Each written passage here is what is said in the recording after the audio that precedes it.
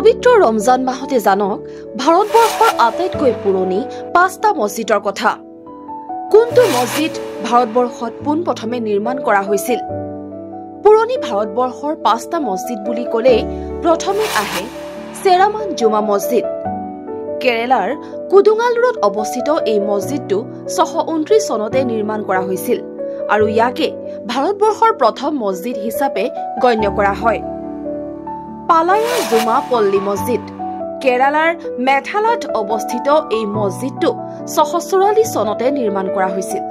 ইয়াক ভাৰতৰ দ্বিতীয়টো পুৰণি মছজিদ বুলি গণ্য কৰা হয়। কুৱাত উল ইছলাম মছজিদ দিল্লীত অৱস্থিত এই মছজিদটো ১১৯৩ চনত কুতুবুদ্দিন আইবকে নিৰ্মাণ কৰিছিল। ইয়াক কুতুব মছজিদ বুলিও কোৱা হয়।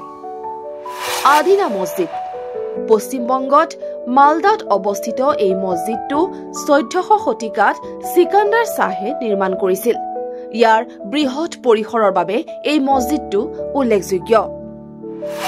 জামে মছজিদ ১৬৫৬ চনত দিল্লীত মোগল সম্ৰাট শ্বাহজাহানে নিৰ্মাণ কৰা এই মছজিদটো ভাৰতৰ আটাইতকৈ ডাঙৰ মছজিদসমূহৰ ভিতৰত অন্যতম। ইয়াৰ স্থাপত্য শৈলীৰ বাবে এই মছজিদটো বিখ্যাত। এই মছজিদসমূহেও ভাৰতৰ সমৃদ্ধ স্থাপত্য শৈলী আৰু ঐতিহাসিক ঐতিহ্যৰ প্ৰতিফলন বহন কৰে।